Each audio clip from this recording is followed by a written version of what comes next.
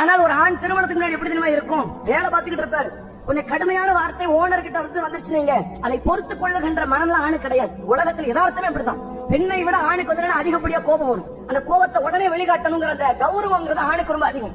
அதனால என்ன ஒரு வேலையும் அழைக்க மாட்டார். இந்த வேலை பார்க்கக்கூடிய நபர்களை பாத்தீங்கன்னா, ஏன் அங்க போகல, அவன் பேச்சு சரியில்லை, நம்மள திட்டுறான், அவங்க கிட்ட வேலை பார்ப்ப நான் வந்துட்டேன், இங்க ஏன் போகல, இவன் சரியில்லை, சரியா சம்பளம் கொடுக்கல, எதையாவது ஒரு காரணத்தை சொல்லி விலகக்கூடியவர்கள்.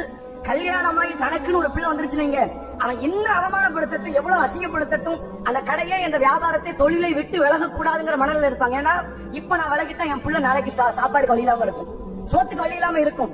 அந்த ஒரு காரணத்திற்காக வேண்டி இந்த வேலை நான் விட்டுக் கொடுக்க மாட்டேங்கிறதுக்காக வேண்டி பல அவமானங்களை உலகத்தில் சந்தித்த ஒரு ஜீவன் தந்தை.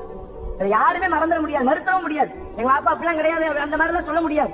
ஒரு பிள்ளையை காப்பாற்றுவதற்காக வேண்டி, கரை சேர்ப்பதற்காக வேண்டி, ஒழுக்கத்தோடு நடத்த வேண்டும் என்பதற்காக வேண்டி உலகத்தில் அவ்வளவு கஷ்டத்தை பட்டவர்கள் தந்தைமார்கள் தான். ஒவ்வொரு பெண்ணும் ஆணும் புரிந்து கொள்ளுங்கள், உங்கள் தந்தை சாதாரண மக்கள் மனிதர்கள் கிடையாது.